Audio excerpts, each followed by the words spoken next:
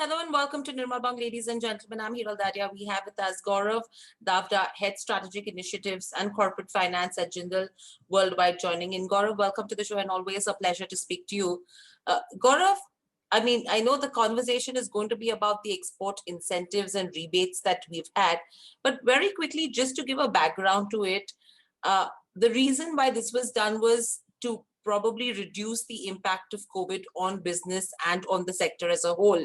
So if you could just, put it in a nutshell as to how has it been in the first wave versus the second wave, and how has the sector suffered? So thanks for having me over here. You know, to take one step back, actually, uh, this incentive that has been introduced has actually most people in the industry would know about it, but outsiders may or may not know, was actually introduced even pre-COVID. Okay. In back in 2016, it used to be called rebate of state levies. That was what it was called. Hmm. Subsequent to that, it again got changed to ROSCTL in 2019. So it's not a measure that the government has taken only in the light of COVID.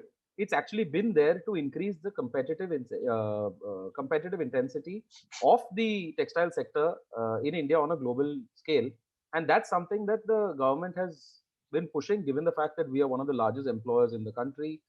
We have a large share of GDP in terms of a sector allocation. So from that point of view, I think this is something that has happened over the last many years. The format, and shape of it has changed. Earlier, under the ROSL scheme, there used to be a direct cash transfer into the beneficiary's account. Now it's in the form of credit scripts, which a industrialist or a group like ours or any other group can actually use to offset custom duties on import of machinery, equipment, Hmm. etc. Or, in fact, these are even tradable. So if I don't need them for the next 6 months, for example, a beneficiary can actually trade these scripts to somebody who's in need. So it's a cash equivalent thing, and I think there is a very big thrust by the government to do it. Coming to your point on the question about how the whole industry has suffered. Admittedly, on the humanitarian side, I think we've all seen the consequences what COVID has done.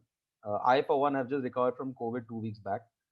But having said that, um, luckily came out of it unscathed. Like I said, on the humanitarian side, it's been really bad for everybody. But on Hmm. the companies and the business side and the industry side, unfortunately, what has happened is, given the whole fabric of the textile sector, almost 40% is in the unorganized space. Now, what happens is, when you're in the unorganized space, it's very challenging when you've taken a hit like COVID to get back up on your feet, to be able to raise the adequate resources, to attract manpower to come back to your facilities, and to be able to be competitive at the same time, given the fact that we have always had not as great margins on the textile side. I mean, the smaller players obviously can't enjoy those margins. The large integrated players like us can. And that's actually the big difference that has happened in the landscape of the entire textile industry, where the small fringe players are actually unable to get back on their feet. And this is causing a dislocation for business coming from their end to us. So we are able to capture a lot of the market share that was not accessible to us earlier. Uh, and even on the export side, I think the large business houses are able to grab that business, and this is a trend across all sectors. Why only textiles? This is Hmm. across various sectors. You at your end would be talking to large industrial groups, and you'd also be hearing similar commentary. Correct. So that's my view on it, and we are seeing that in terms of exports, also in terms of the thrust. That's been a big savior for a lot of the industry, which has suffered a slump in the domestic demand historically over the last couple of years. Pre-COVID, there was a local industry slump. Then obviously COVID hit. But what's really helped us is export. I mean, not many people know, but we at Jindal Worldwide are actually Asia's largest manufacturer of denim fabrics by Hmm. installed capacity. Now that actually, even we at our end have increased our export contribution to 25 to 30% of my total top line today, as against zero, which was 2.5 to 3 years back. Hmm. So just to put, and even peers in the industry that I talk to, close competitors, etc., everyone is seeing that trend across the board. That the export market is very strong. Domestic is still start stop. Right. That's a good lowdown that you've given us as well, Gaurav, on how the entire scenario has panned out.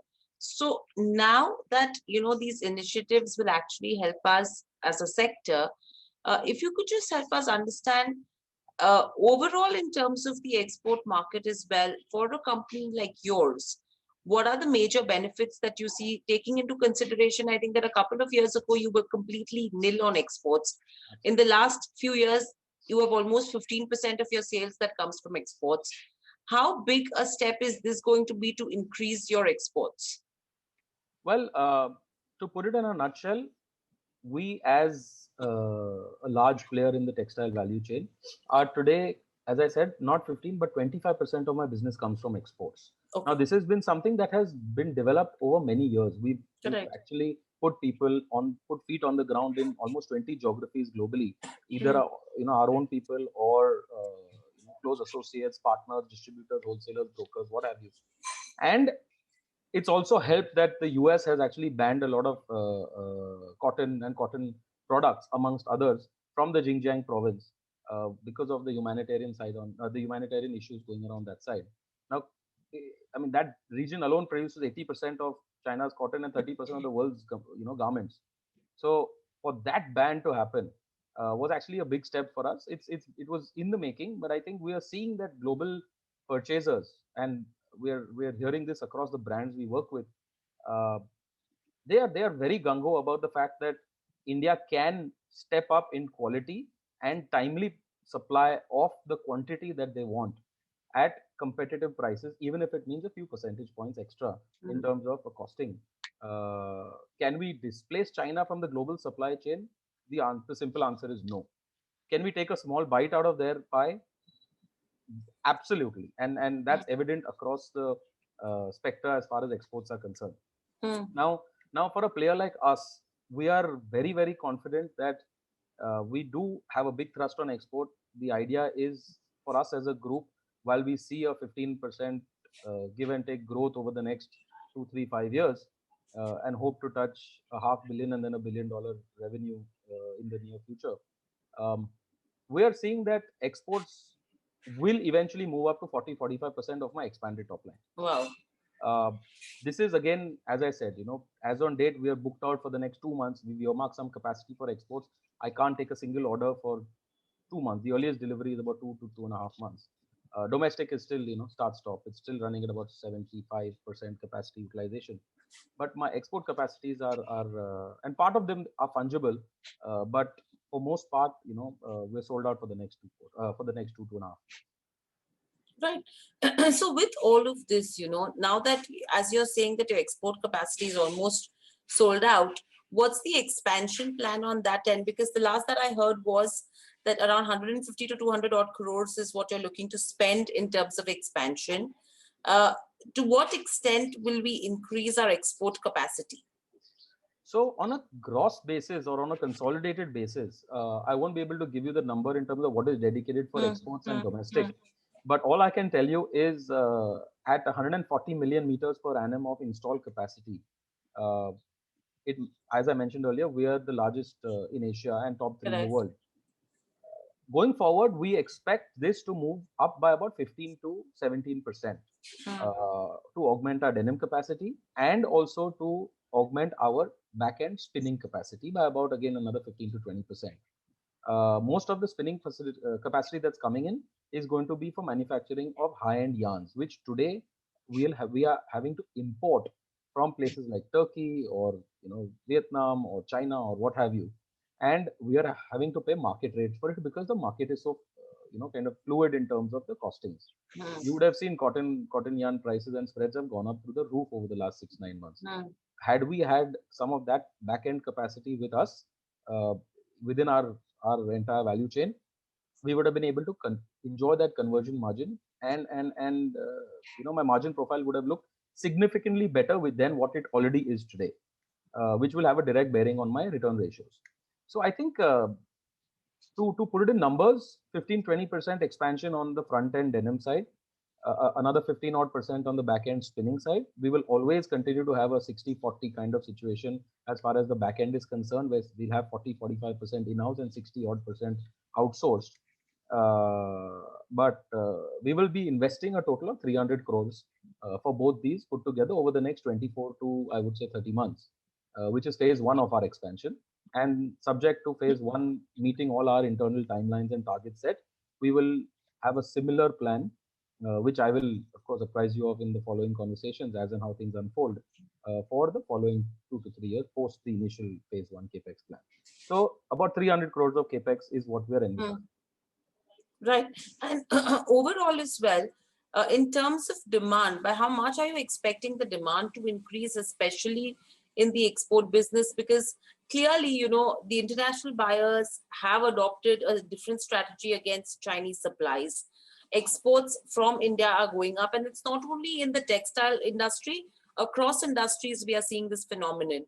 So, how do you see that improving demand? And secondly, the work from home culture is something which is also adding to the demand, not only in the international markets, but also in the domestic markets. So I would like to point out that a large trend as we are seeing globally is casualization of workwear. I think that is something that not only at home, but even in the new workplace, when we all go back to work or are half at home, half at work, what have you, I think denim has a very important place in our wardrobe. Uh, I want to kind of take one step back and apprise you of a particular article that I read very recently, where 1 in 4 or 1 in 3 Americans have actually seen a change in their waistlines during COVID, either plus or minus, and have moved to comfort wear and looser fitting clothes as compared to skinny wear, as to call it, over the last many years. I'm not saying this. The CEO, the global CEO of Levi's, is saying this. And if they say something, you got to sit up and listen. So there is a wardrobe revamp that is expected in 1 out of 3 Americans. Now that I'm sure is not restricted to the borders of the United States. I think across the world, most people in lockdowns have, like I said, either worked out really hard and slimmed down or put on a lot of weight. Correct. In either case, a wardrobe change is coming. In another note that I read, Morgan Stanley US has actually claimed that the next 5 years is the start from today. For the next 5 years, is the start of a denim super cycle in the US. And I'm sure if the US is going through a large denim super cycle because of changing wardrobe preferences, sizes, and different sorts of attire, I think as the world's supplier of denim fabrics, us and the overall industry in India is sure to see a spillover benefit. I'm sure. I mean, this is an interesting fact that you've mentioned as well, Gaurav. However, with all of this, we understand demand is increasing, business is coming back to normal. An additional point that you mentioned is that the scripts that you get on the back of the rebates, they are tradable. So, does it mean that if the exporter does not need it for his or her business, he can transfer it to some other importer? Yes, absolutely. These are liquid tradable benefit papers called scripts, which, if, for example, if I have exported X amount of products and I'm eligible for 1, 2, 5, 7, whatever the rate on each product is, because there's a very long list of products which are covered under this, but most of it is on the ready-mades and the made-ups, not so much on the textile and the fabric. And that's another point which I will address in this call itself. We don't see any need for an additional importing of any equipment, machinery. We don't have to pay, for example, any custom duties in the near future. But I'm sitting with X amount of rebate in the form of these scripts. There is an active market for it because this actually covers a variety of state and central taxes, ranging from custom duties to what have you, which have not been subsumed under the GST regime. So there are still, most people may or may not be aware, but there are about 10 to 15 more categories. And I'm sure a simple Google search will throw that out. Is there are certain state and central taxes and levies which are not subsumed by GST. So, I mean, as a businessman, one can easily trade these scripts and encash that benefit immediately. Right. So overall, on the back of these rebates, what's the kind of margin expansion that we are seeing? So again, I want to take put things in perspective. This was always there. As I mentioned, since 2016, this has been around. So any margin impact has already been factored in on this. To expect a new margin uptick as a result of a policy which was anyway there and people were enjoying it in any case in one form or shape or the other, I don't think that's really going to happen. That's my view. Correct. So basically, this is just an extension of something that was available since 2016. But it's obviously changed in Avatar a couple of times over. What I can tell you is what the government has done is taken out the uncertainty from the situation. So earlier it was 6 months, 9 months. 1 year, 1.5 year, 2 year extension. Now they moved it all the way up to 2024. Now, the fact that they moved it all the way up to 2024, now players in the ready-mades and those who qualify under the scheme have a very simple runway to know how they can plan their profitability numbers, how they can plan their capex, at what price they can take orders on a far longer term basis as compared to what it was earlier. So the government has taken away this uncertainty, is my point. It expired last year, COVID happened, everybody expected a bigger boost.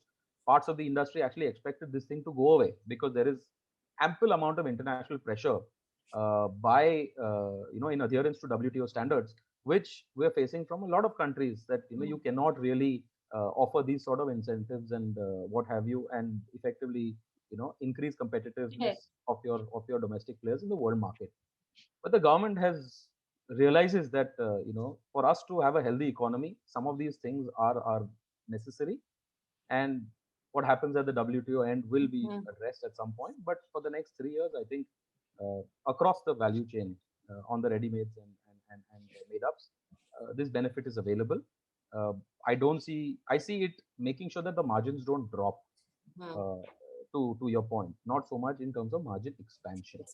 Right. And I'm just hoping that there is further incentives made available to the back-end textile guys like us and the fabric manufacturers.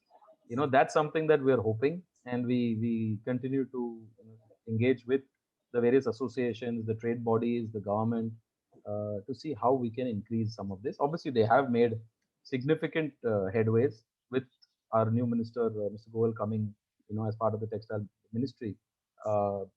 We're seeing already talks of the PLI scheme being extended across various other products which were not covered in the earlier PLI scheme that was announced, etc. So there are lots of stuff that the government is doing, and it's all in the positive direction to make us globally competitive. Absolutely. And very lastly, Gaurav, so that we are boosting exports from here on as well. We're envisaging at least 40 to 45% of our revenues in the future will come from exports. Any newer geographies or newer clients that we are looking to target, which we will be closing out in FY22 itself?